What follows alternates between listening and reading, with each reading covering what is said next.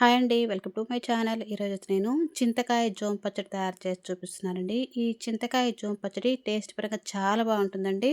ఈ చింతకాయ జోమ్ పచ్చడి రైస్‌లో కానీ, రాగి సంగటిలో కానీ చాలా చాలా బాగుంటుందండి. వేడి అన్నంలో నెయ్యి వేసుకొని ఈ చింతకాయ జోమ్ పచ్చడి వేసుకున్నట్లయితే అన్నం మొత్తం కూడా ఈ జోమ్ పచ్చడితో తినేయొచ్చండి. అంత టేస్టీగా ఉంటుంది. చేయడం కూడా చాలా ఈజీగా తయారు చేసేసుకోవచ్చు. ఇప్పుడైతే అది ఎలా తయారు చేయాలో మనం చూద్దామండి. ఈ చింతకాయ జోమ్ పచ్చడికి నేనైతే 6 బెండకాయలు తీసుకున్నానండి. కారానికి తగ్గట్టు పచ్చిమిర్చి తీసుకోవాలండి. 3 మీడియం సైజు టమోటాలైతే తీసుకున్నాను. ముందుగా బెండకాయల్ని మొదళ్ళు తీసేసి ఇలా పెద్ద ముక్కలుగా కట్ చేసుకోవాలండి. తర్వాత ప్యాన్ పెట్టుకొని అందులోకి 1 స్పూన్ ఆయిల్ వేసుకొని కట్ చేసి పెట్టుకున్న బెండకాయ ముక్కల్ని వేసుకొని ఫ్రై చేసుకోవాలండి. ఇలా కాసేపు కలుపుకొని ఫ్రై చేసుకోవాలి. ఇవి ఆయిల్‌లో కుక్ అయితే బాగుంటాయండి. ఇలా కాసేపు కలుపుకున్న తర్వాత కాసేపు మూత పెట్టేసుకొని దీన్నైతే లో టు మీడియం ఫ్లేమ్‌లో పెట్టుకొని ఫ్రై చేసుకుందామండి.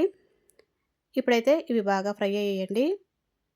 ఇలా ఒకసారి బాగా కలుపుకొని వీటైతే పక్కన గిన్నెలోకి తీసేసుకుందామండి. ఇవన్నీ పక్కకు తీసేసుకుందామండి. అదే ప్యాన్‌లో కట్ చేసి పెట్టుకున్న పచ్చిమిర్చి అండి, కారానికి తగ్గట్టు వేసుకోవాలండి. పచ్చిమిర్చి వేసుకొని అందులోనే కట్ చేసి పెట్టుకున్న టమోటా ముక్కలను వేసుకొని ఇలా పెద్ద సైజుగానే కట్ చేసుకున్నానండి నేను. ఇలా కాసేపు కలుపుకొని కొంచెం వాటర్ వేసుకొని ఒకసారి అయితే మూత పెట్టుకోవాలండి. ఇలా 2 నిమిషాలు ఉడికిన తర్వాత మూత తీసేసుకొని కాసేపు ఇలా కలుపుకున్న తర్వాత అందులోకైతే మనము కచ్చా పచ్చాగా దంచుకున్న చింతకాయలను వేసుకోవాలండి. మీ దగ్గర చింతకాయలు లేకపోయినా చింతకాయ తొక్కు కూడా యూస్ చేసుకోవచ్చండి, బాగుంటుంది. నేనైతే రీసెంట్‌గా చింతకాయ తొక్కు చేశాను కాబట్టి చింతకాయలు వస్తే ఇలా దంచి పెట్టుకున్నానండి. ఇప్పుడు కాసేపు మూత పెట్టుకొని దీన్నైతే కుక్ చేసుకోవాలండి.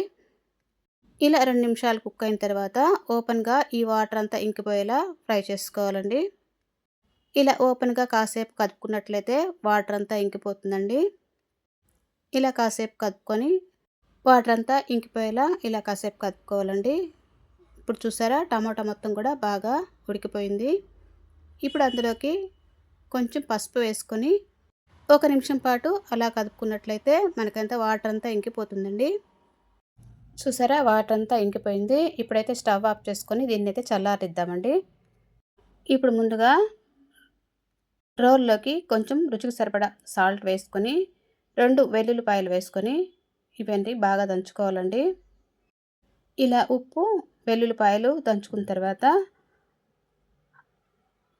ఇలా బాగా మెదుకున్న తర్వాత అందులోకి మనం ఉడికించి పెట్టుకున్నటువంటి పచ్చిమిర్చి, టమోటా, చింతకాయ తొక్కు వేసుకొని ఇలా మొత్తం అంతా కూడా మళ్ళీ ఒకసారి బాగా దంచుకోవాలండి.